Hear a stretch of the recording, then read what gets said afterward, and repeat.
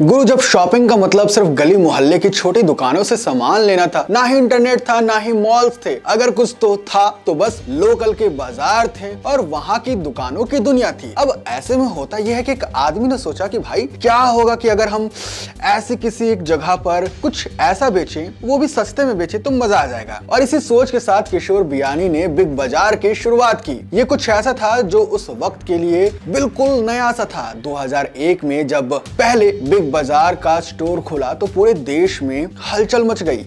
इतना पॉपुलर हुआ जनाब कि पहले ही दिन 30 करोड़ रुपए का कारोबार हुआ। सबसे सस्ता, सबसे अच्छा टैगलाइन हर किसी के जुबान पे चढ़ गई।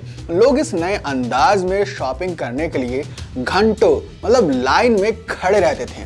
फिर बिग बाजार ने सच में शॉपिंग का तरीका मानो बदल ही दिया। लेकिन जैसे हर कहानी के लास्ट में ट्विस्ट आता है, वैसे बिग बाजार के कहानी में भी एक बड़ा सा ट्विस्ट आता है। किशोर बियानी जो कभी रिटेल किंग के तौर पर पहचाने जाते थे, अचानक से ये मुसीबत में फंस जाते हैं। ये तब हुआ जब उनका कर्ज इतना बढ़ गया कि कंपनी का भविष्य अंधेरे में चला गया।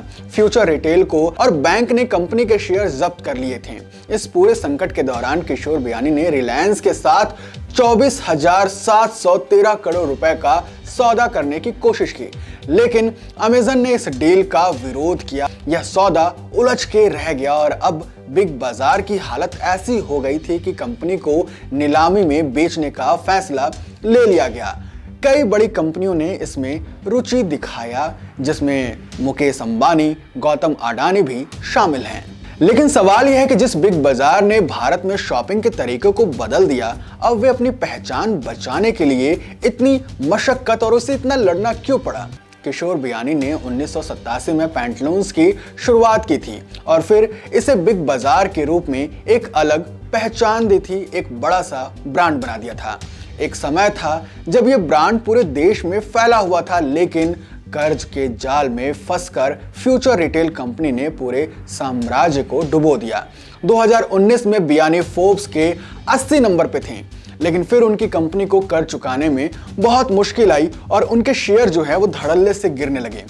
बिग बाजार का जो सपना था, जो किशोर बियानी ने देखा था, वो एक समय पर पूरे देश में फैल चुका था। 2020 तक फ्यूचर ग्रुप के बिग बाजार, इजी डे और एफबीबी के 1800 ज्यादा स्टोर्स थे जो देश भर में 420 शहरों में थे।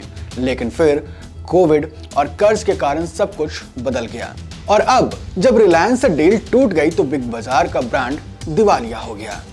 उम्मीद है कि आपको ये केस स्टडी पसंद आई होगी। अगर आप चाहते हैं इस पे एक और डिटेल वीडियो तो बताइएगा जरूर, मैं इस पे एक अच्छी सी डिटेल वीडियो आपके लिए जरूर लाऊंगा।